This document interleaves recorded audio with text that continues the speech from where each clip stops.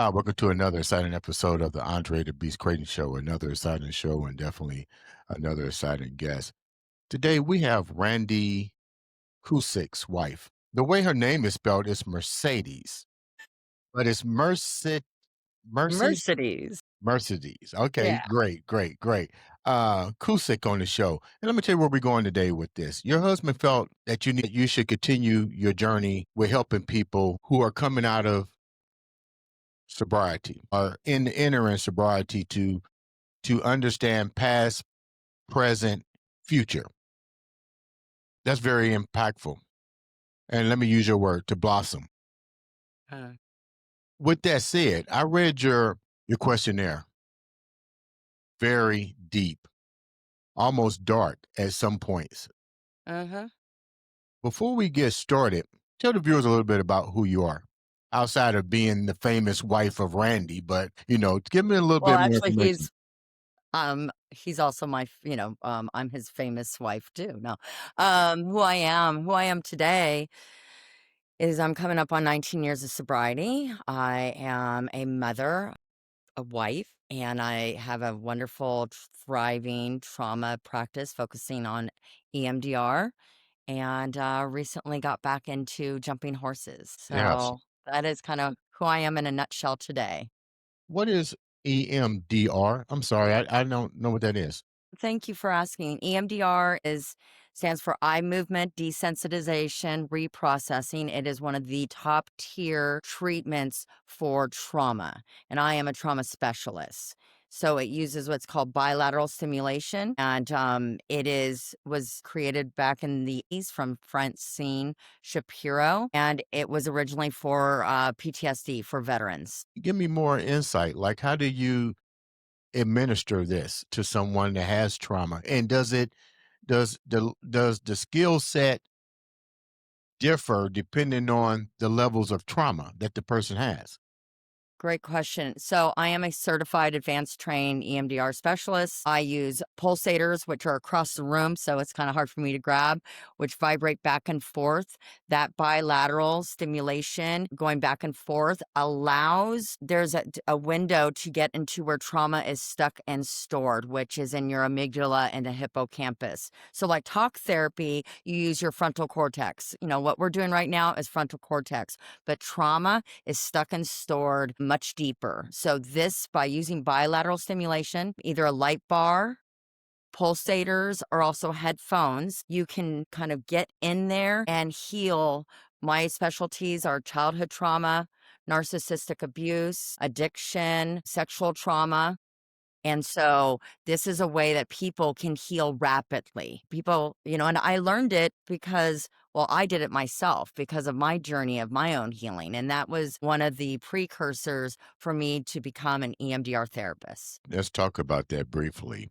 What was your life like growing up as a child? Well, actually, I had an incredible childhood. I was very fortunate. I was raised by my mother and my stepfather. I believe I was predispositioned for alcoholism due to a lot of my family genetics. I rode horses, jumped horses, competed, as a teen, and that really kept addiction at bay because that jumping horses was my everything. And then in horses, once you become 18 years old, you're no longer competing as a junior. So at 18 years old, I had to stop riding and having horses. I went to college, and that is when I really started to get involved in drugs and alcohol, definitely rock and roll lifestyle. My first husband managed a very major, very famous band, and so I was surrounded by alcohol and cocaine, and it really just grabbed me. And so from my 30s it was cocaine and alcohol and a little bit of other stuff, and in my 20s it was cocaine, and then in my 30s I found methamphetamine, and that just takes you down a super dark path. So my journey was a lot of addiction. In the beginning, I had a really powerful job in the entertainment industry in my early 20s. And as my addiction got a hold of me, those jobs got, less and less. And I even changed industries because I just wasn't able to sustain the level of being a professional that I could under the influence. And, you know, I also got into after I divorced my first husband because I divorced him because he was a drug addict. I thought, which was ironic. So he had much more of the problem than me when in my early 20s. He snorted our house, cars, and me up his nose. And I was just like, well, if I leave, maybe he'll stop doing the drugs because I truly loved the man. He was a great man, but the drugs were just killing us. Now you wasn't participating in the drugs with him? I was definitely participating, but his level of addiction and mine at that time were very different proportionally.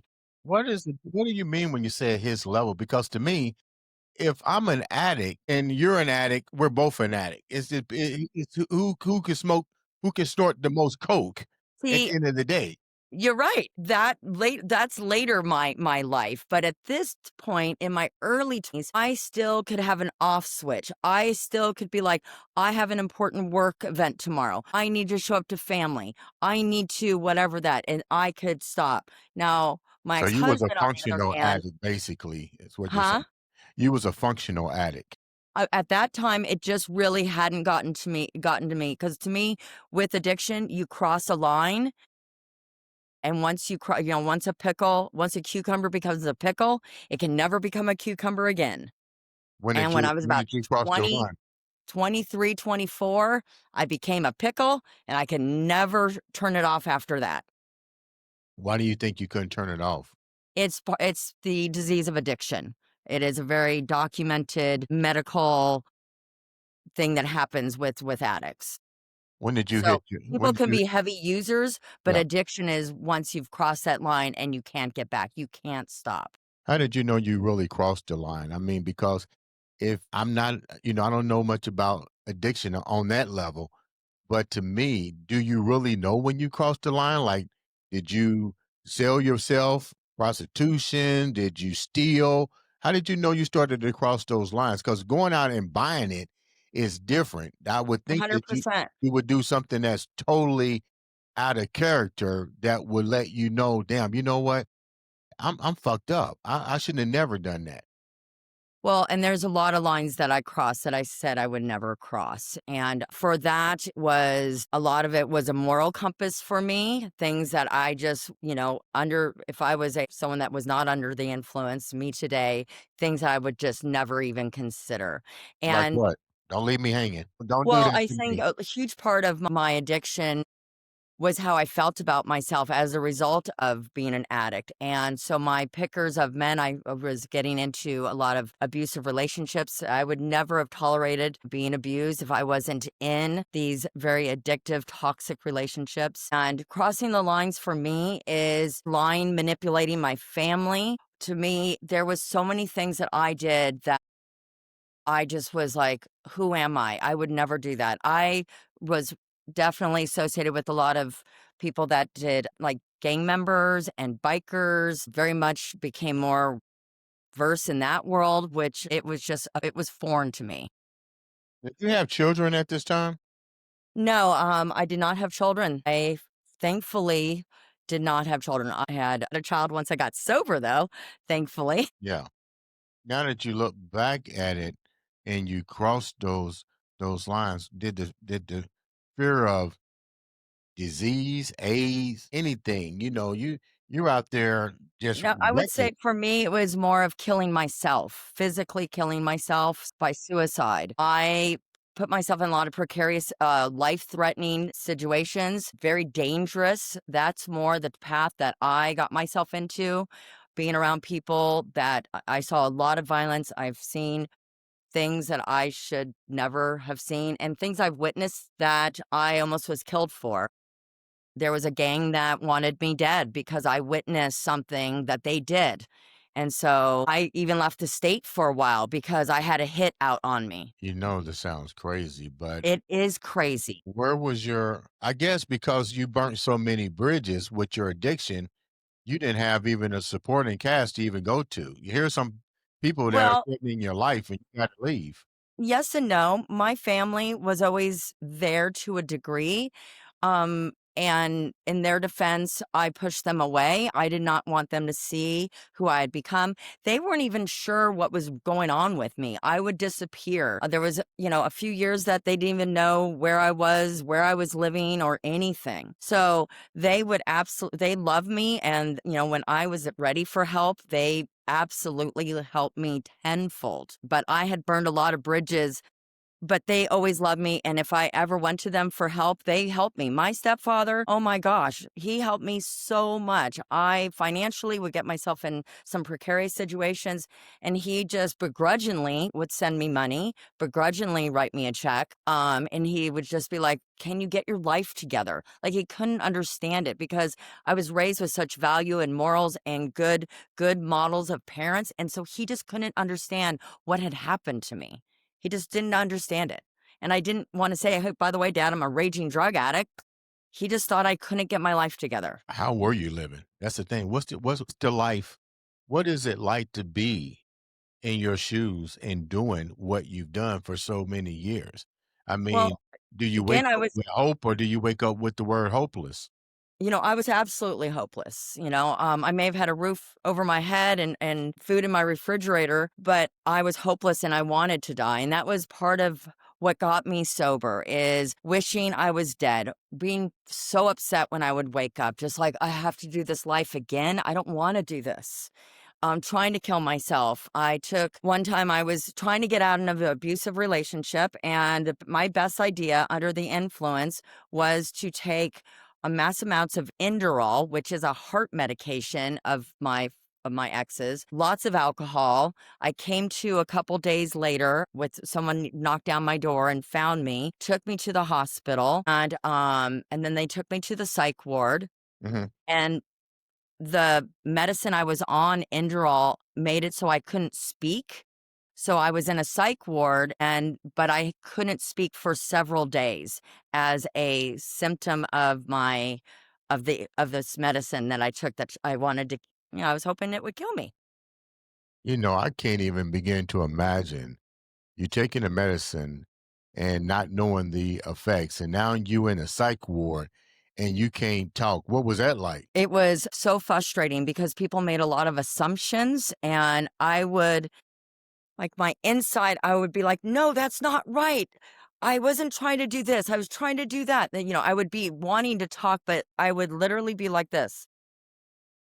Did you write And everything down? Did you write? Did you use a chalkboard? I don't even remember that. I don't even remember. All I know is it eventually wore off and I could eventually talk and I could eventually, I eventually got out of that psych ward. What was the first thing that you remember saying when you could get your voice back? I'm not supposed to be here? Probably something like that. But I will tell you more than anything, I was upset that I didn't wasn't successful. Like, I was pissed. I wrote a note, my suicide note was, "Please take care of my dog Callie." And that's really all I wrote about was my dog. That's all I cared about at the time.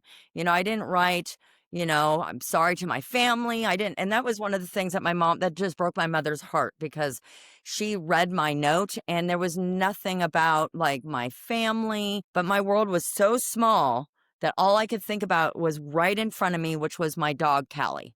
Ain't that funny? It's so funny. We live in a society to where we're quick to disconnect. This is fucked up to me.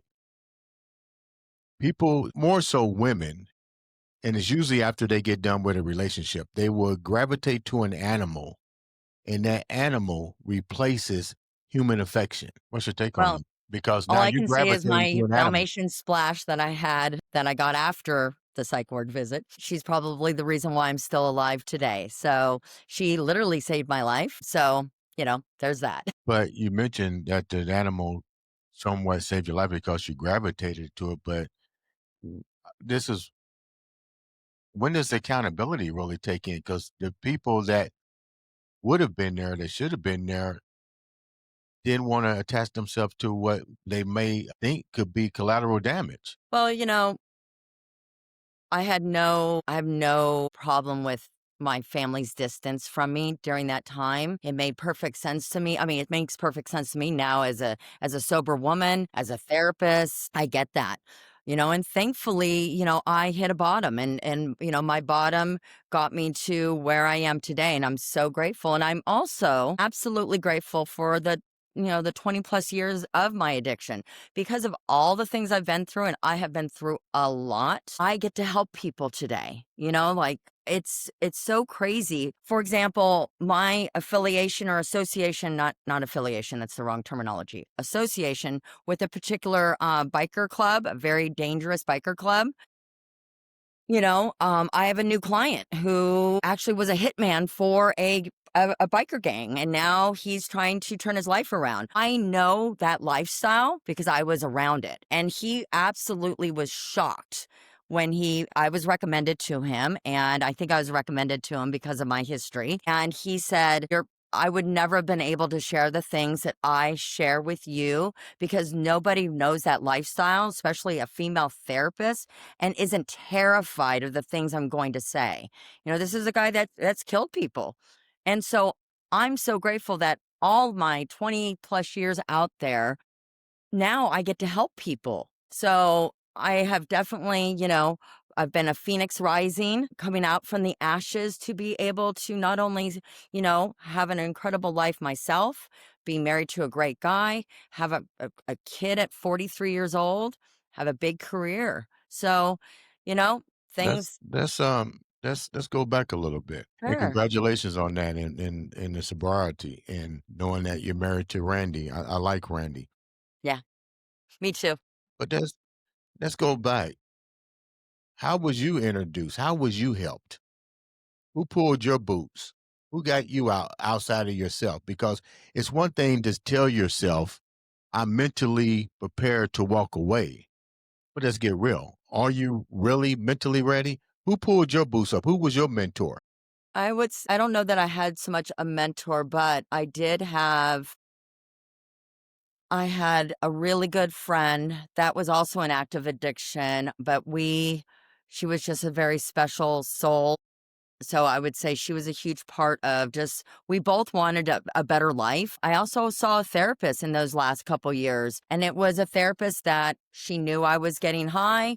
She knew I was getting high probably, right before her sessions. She's one of the few people I actually told my about my drug use and the violent relationships. So she definitely was a huge part of trying to get me to make some different decisions. And eventually what happened is I was in a really toxic, crazy relationship. I was coming up on 40 years old.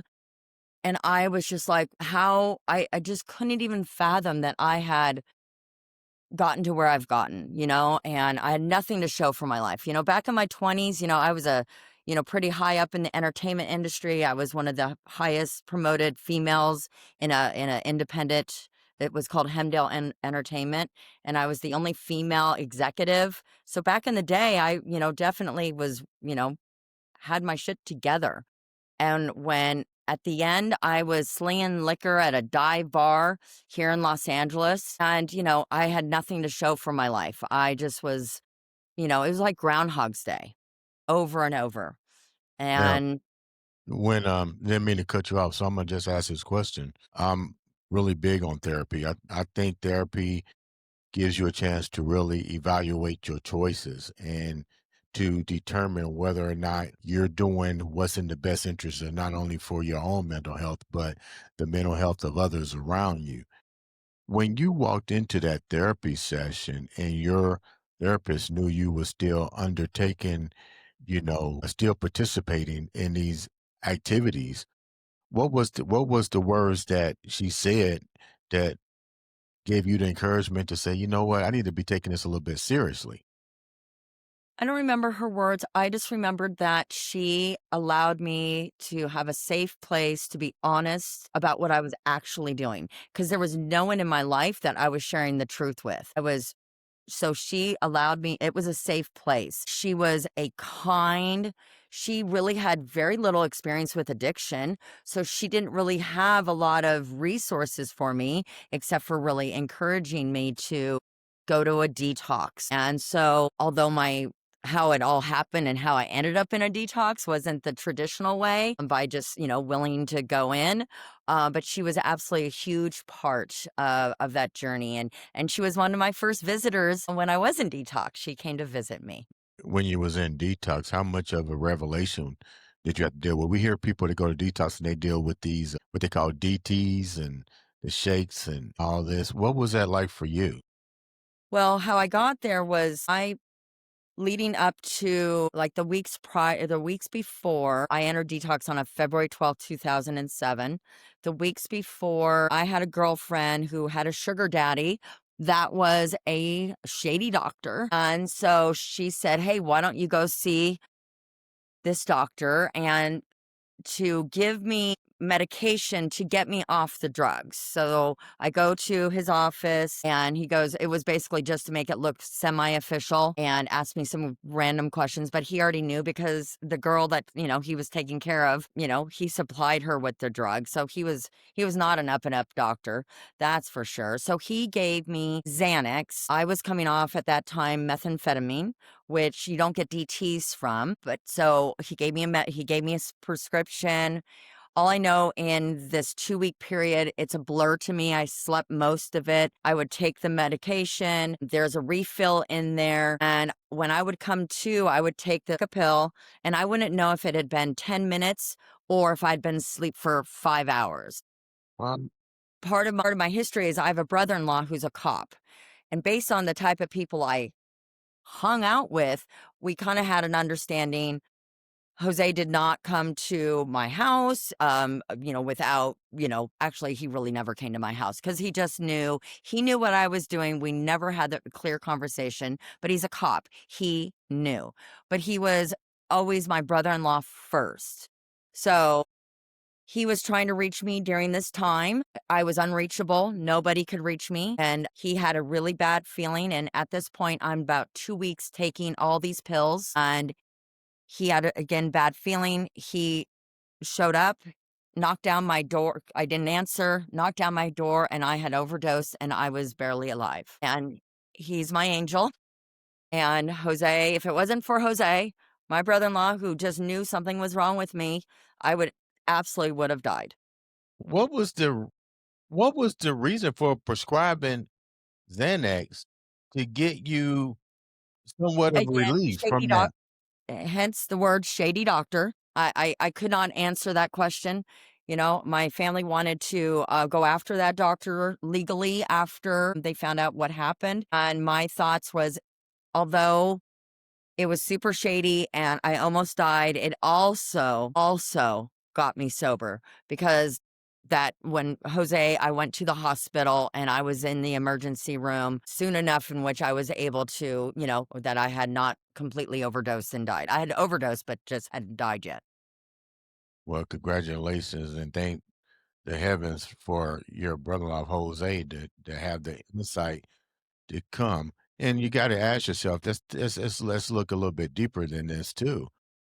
Would you have really had a case? You was an addict.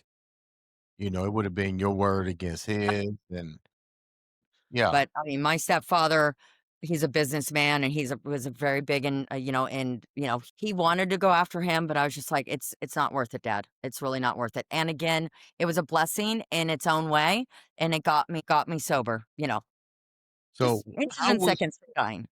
well, I'm glad you're here. I'm glad that didn't happen. So Me too. now let's talk about the introduction into this electromagnetic EPD syndrome. EMDR. Yeah, how was that? How did that get introduced to you, and how was that instrumental in elevating you to where you're at today and put you on the trajectory to where you're at today? Thank you for asking. So my first week in detox, I said to my mom, "Mom, I want to be a counselor." And she just was like, "Oh my gosh." She's like, "Let's just get you well, dear." Like she just kind of laughed at me. That kind of started the thought process. So I was in detox residential. I lived in what's called a sober living for 9 months to learn how to live sober, was introduced to sober people in a sober community. Now, hold on a minute. Let me ask this question because I'm gonna be interrupting because I'm trying to take my mind into the guest. Now, is this something that is free? Did you have to pay for this? Is this a funding by the state? Because you got other people that probably went through what you gone through, and is these resources available, and are they? Do people have to pay for these? Well, in my case, the hospital bill, I got a bill at some point for that. I had no insurance at the time. Because that's not something I would have put my money on.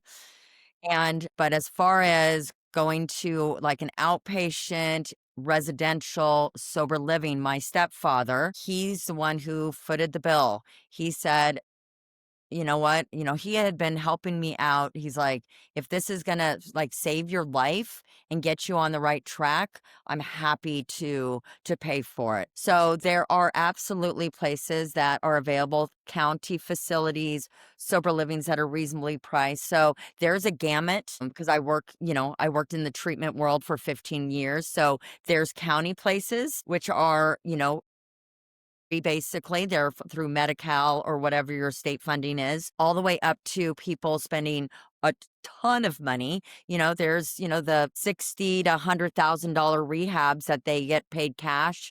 And if you got that type of money, then you can go to those type of places. So it's a huge range. You should be overthinking your mom and your stepdad. Trust me, I have done everything to thank them in so many ways, and that's called a living amends in my world. I have been the best daughter. I am their emergent well, he's passed now, but I have been there through every medical issue. I have been there for my mother. I talk to her every single day. I cannot thank them enough because they gave me just the step that I needed, and then I had the willingness. And that's the thing is, you can be given a lot, treatment, all these opportunities, but if you don't have the willingness Mhm. to pick up the tools, you got nothing. You'll just go be back getting loaded. Now, let me go So here. I was done, and thankfully, I was very desperate, and so when you're desperate and you want help, you're willing to do whatever is put in front of you, and that was my case. I was willing to stay in a sober living environment for 9 months, which is a really long time. Now, in that 9 months, were you given the treatment of the EMDR treatment plan? Not yet. It started more in my professional life. So after I was sober about a year, I went back to school to get another degree and I became an addiction counselor. And so I did that for many years. You said And get then, another degree. What was the first degree? well, I already had a bachelor's. I already had a bachelor's. And then I went back and got it's a accreditation in addiction counseling. And then I went back to school again to get my master's in marriage and family therapy. And that's when the whole EMDR thing starts. Was that performed on have you ever had that performed on you? The MD So what happened was I was in my studies, getting my master's program. I was in a trauma class because I'm a trauma specialist. So I went to a school that specialized in trauma. They talked about EMDR. And I was like, I need to know more about that. So I found an EMDR therapist who would address my relational trauma, which is all the domestic violence I had been in. So I had been in talk therapy for many, many years and identified patterns and realizations, and it was wonderful. And I have nothing against talk therapy. However, EMDR is deeper because it helps rewire our nervous system. but And so couldn't that also be dangerous because opening up Pandora's box with that level of trauma that's been so deeply hidden, that's almost like playing Russian roulette. You don't know what you're gonna get and how to well, really address it.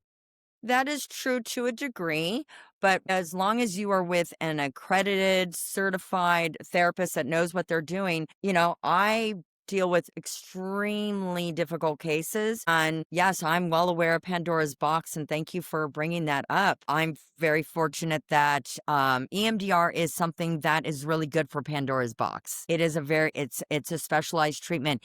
but you want to make sure that your therapist is certified, advanced trained, knows what they're doing.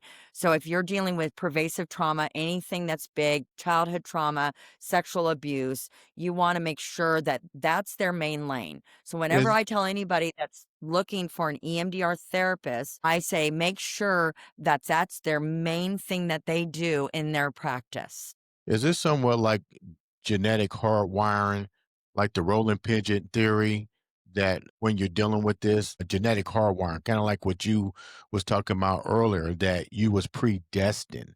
So with the predestined, does the genetic hardwiring have anything to do with locking and unlocking those deep trauma secrets that people have? Genetic predisposition to addiction is a little different. Now, as far as intergenerational trauma, like we all carry our history of trauma. So within my DNA, if my mother had a lot of trauma, which she did not, but we'll say, for example, if she did, and then her grandmother or her father, genetically, I would, from a DNA standpoint, I would have. That's how DNA works. So it's a intergenerational trauma. You can carry other people's trauma in your body. When how does that play into combining decoding the two? Because we know you got the DNA genetic hardwiring trauma, and then you got what I might call the environmental factors of the trauma. How does let me use these words again.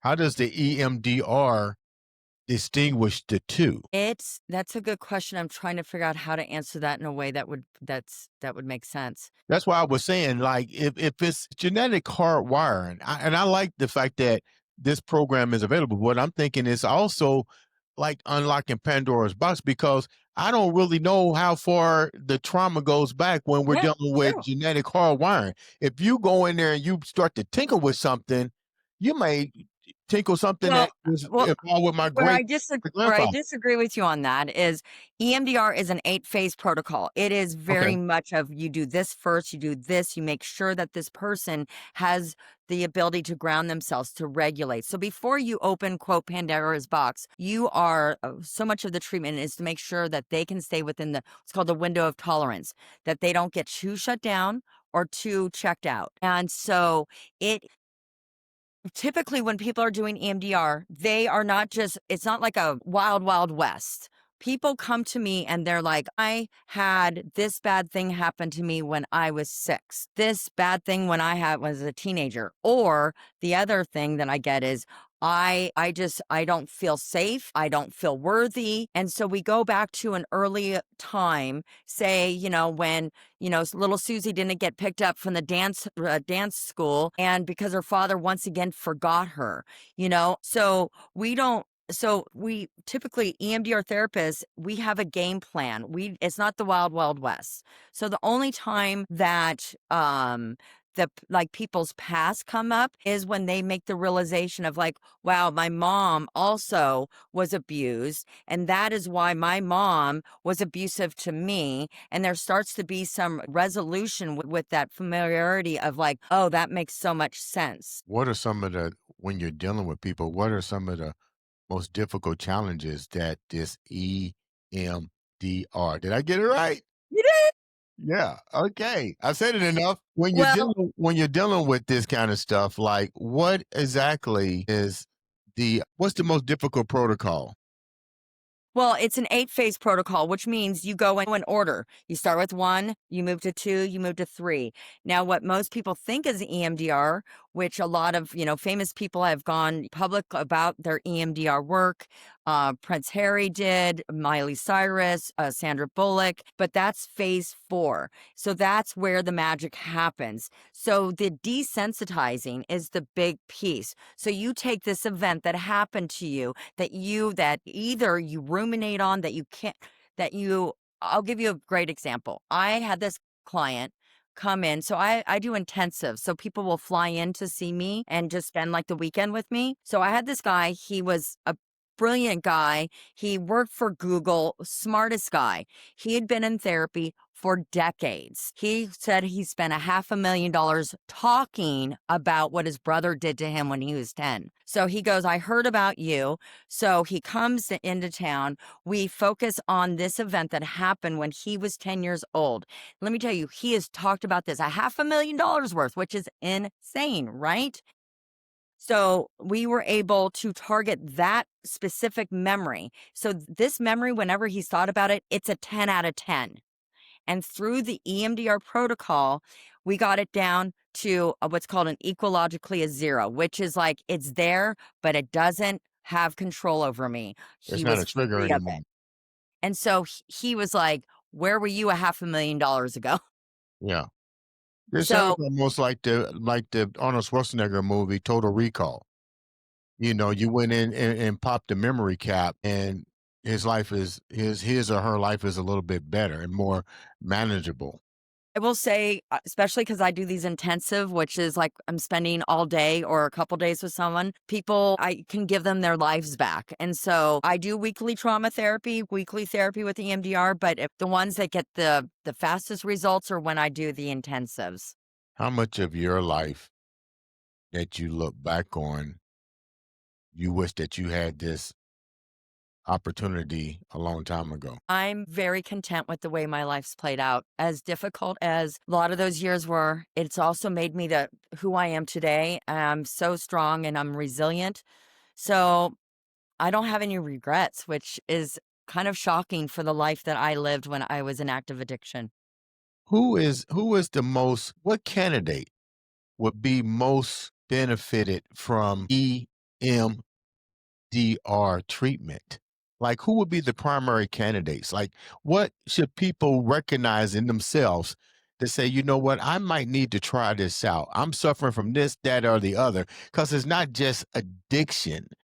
That Yeah, well, so it's a great question. And the thing that's amazing about EMDR is it can help so many different people from OCD, depression, anxiety, addiction, trauma. I work with some people that are on stage a lot, like actors and actresses. Performance anxiety is one that I work with, like, with the people that are in the public eye. So there's nothing that I can't do with EMDR. So people come to see me. I'm a trauma specialist, so that's the people that come to me, but as far as EMDR as a whole, it is anxiety, depression, OCD, ADHD, there's like the gamut. As long as you find someone that knows what they're doing and they're certified and well trained. how does this work before we wrap up? How does this work when the number one topic now all over social media, especially when it deals with relationships, we always hear this word bipolar personality disorder, narcissistic personality. You know, how does this, is this treatable or with this EMDR treatment as well? Well, borderline personality disorder, the roots of that is trauma. So you heal the trauma and then you heal the behaviors that are reflective of someone that has borderline personality disorder. Really? There's proof of this that this works for people with that's been diagnosed with this? With borderline, absolutely. You Really? heal the trauma and those symptoms go to a low roar. Absolutely. So Now with help me understand why people who go on the social media, these so-called therapists, don't recommend this to their patients, because to me, you hear people always, if they're in a relationship, the first thing they say, oh well, he was a narcissist, she was a narcissist, he had bipolar. I'm thinking, well, if this is such a high topic now in the word of choice in this decade, now you're telling me that this can, and I understand what you're saying, it can be Let me treated, but tell you, people why haven't they addressed this with these people that's coming? and I will say, at least for, I'm not saying for the professionals, but for the regular person on social media, a lot of words get thrown around with a lot of inaccuracies. The word, he's narcissistic. Well, let me tell you, someone having characteristics of being a narcissist is very different from someone that has an actual personality disorder, narcissistic personality disorder. They're light years apart. And I can't speak for those therapists because I'm a trauma specialist. So I know what work that's my main lane, so I can't speak for the people that maybe just are uninformed or haven't done the research. How well known? Very well known. It's been around since, again, the 80s, and I would say when people find out about it, I have a lot of people that are like, "Oh, my therapist told me I need to come see you to do EMDR." So it is much more mainstream, especially because a lot of, very famous people have talked very candidly of how it changed your life. And so whenever one of those famous people get on the out there on the internet and my phone just blows up. And so I won't Yeah, but I'd I'll say rather thank deal you. with somebody. I don't want people to be starstruck. I would rather know the average Mojo that came to you that I Right, but I will say knew. that those Yeah. people bring it to the public eye, and then they go do their research. So, I don't care how people find out about it, I'm just glad that it's out there. I'm very active on social media, on Instagram particularly. I talk about EMDR, what it is, how it affects the brain, how it helps childhood trauma, so I'm constantly informing people. My platform is to inform people Well, what's the and get downside out there. of it? Because there's always that buyer beware. We talked about the good parts. Let's talk about the buyer beware of going under. There's always, just even when you have surgery, they say the risk is blah, blah, blah. This is the fine print. What's the fine print of this? Well, I would say whenever there is a client that I may have reservations, that means I need to stay in the early phases longer. So that is resourcing, making sure that they are not dissociating all the time, making sure that they're not shutting down. So the buyer beware is to make sure that you have a well trained therapist. So what happens is, because you're bringing up a very valid point, and one of the reasons why I get on a soapbox on social media to make sure people go to well trained therapists. There's a therapist that's in my community that she jumps the phases and jumps straight to what's phase 4, and the client's not ready, and they have like a mental breakdown because she has done it wrong. She's just absolutely traumatized people. And so I get the phone call that says, "Hey, Mercedes, I have a gal. She's in the hospital now. I need you to work with her. She was seeing this particular therapist. And thankfully, this therapist, I don't think, has been practicing much more these days because she has gotten such a bad name. Buyer beware is do your research. Make sure that that your therapist is certified, that they're advanced trained. Ask them about their training. Ask them how long they've been doing it. Ask them if they've had it done themselves. Ask questions. So that's what I would say to anybody. Okay. Yeah. So we don't have a memory cap. That's where I was going with that. I don't want Yeah. my memory cap Do your busted too research. early. Yeah. You know, when the memory cap is bust too early, like you just said, 100%. how difficult is it to get that person back under control? Because now Well, now I'm now I'm petrified. I don't want to go. You just Well, like I just said I've when we never first in started. all my years of doing this, I've never had a situation that you're speaking of because nothing like that's ever happened. The only thing that is can be with EMDR, you cannot be on a benzodiazepine, which is like a Xanax um or what's the other one? Anyway, benzodiazepine because EMDR won't work. It interferes with each other. So it's not that it will cause any problems. It literally just won't work. So I had this kid come to see me for an intensive. His mom paid for his intensive. He wasn't really invested. I told him that he cannot be on any benzos the day of treatment, and actually 12 hours before he came loaded. What it was just like he was just not able to, it was just worthless to do anything. I just said, "You're under the influence. And when you want to have help and get help, I'm here, but you can't be taking pills before seeing me." I've heard of this, but I never had a chance to go deep. I'm glad you allowed me the opportunity to come on the show and bring once again informative information because that's what we do here also to the viewers. Let's talk on a little light side first. Little what? Let's talk a little lighter now. You you it's equestrian riding now. You winning trophies. You a mother at 43 years old, I and you're am. happily married to one of the best comedians out there, Randy Cusick. What's that like for you now? It's saying like all the pieces have come together for you. All the pieces have come together, and that's kind of what got me into back into horses, 2.5 years ago is I was like, my life was really good. My life is really good. Married to a great guy. And in all the years we've been together for 17 years, I've never been afraid of him. He's never raised his voice. Based on my history, he's a blessing and an amazing man, having a great kid, and he's a great teenager. And a lot of people can't say that. But I was just like, wow, everything's just coming together. My practice is thriving. But boy, I miss those horses. I really miss those horses. And I kind of put that out there energetically and like literally just things just happened right in front of my eyes that I just took the next indicated step. And lo and behold, within like a week, I'm on a horse again. And within 2 weeks, I'm jumping again, which was Wow. crazy because I hadn't jumped since I was 17 years old. And so I just bought a horse like a couple months ago. I just brought him in from Florida and I just competed in a big international show. And I mean, I'm an amateur, beginner amateur, but we actually won a class, which is kind of crazy. Moose, is that the horse's name? Moose? His barn name, horses have two names. They have a barn name, which is Moose, and he's big. He's 17.3. If you know anything about the size of a horse, he's huge. His show name is True North. And I picked that because, like, True North is your guiding light. And so I wanted his. That's why I picked that as a show name. So he's my big boy. I'm so glad that you are here with us.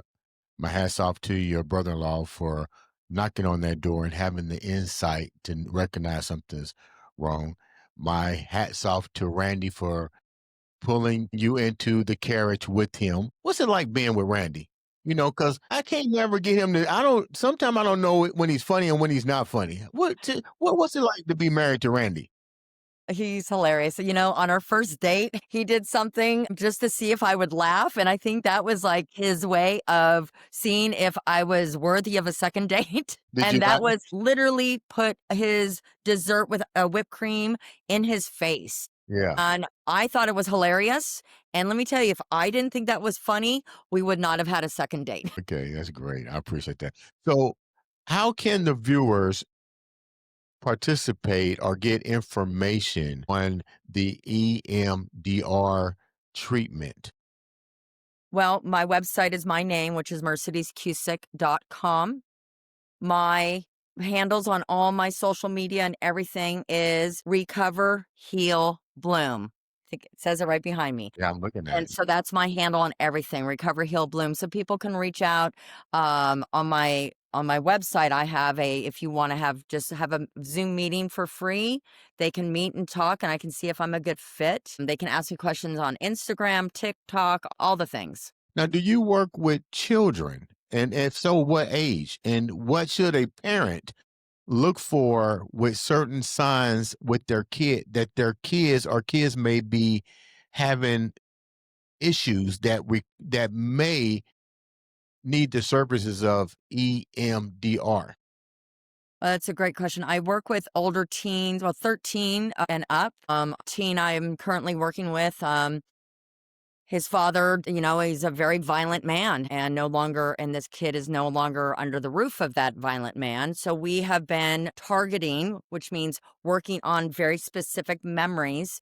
So they affect his day to day life. And so with kids, if kids are acting out in school, if their behavior's changing, they may be getting bullied, really just pay attention to your kid. It's really noticing their change of mood, their depression, their anxiety, and talking to them and finding someone, that specializes in teens that has a knack to be able to see what's going on with them. So I do work with the teens. I'm a big fan of the teens Mhm. because I like to help heal them so they doing what a lot of addicts do. There's being so much emotional pain that then they gravitate towards drugs and alcohol because that's one of the reasons why I'm a trauma therapist is because there is trauma at the root of almost every single alcoholic and addict. So if you can heal the trauma early, Mhm. then they're less likely to be gravitating towards drugs and alcohol. I appreciate you so much for taking time out to be on the show. Ladies and gentlemen, make sure you subscribe, like, click that button. The life and the life that you can change happens when you click that button. Not only somebody else's life, but your own. This has been another. Notice how I said it. This has been another. You tell Randy I said what's up. Come to I will. Indianapolis and perform at Helium. Ladies and gentlemen, this has been another exciting episode of the Andre the Beast Crayton Show.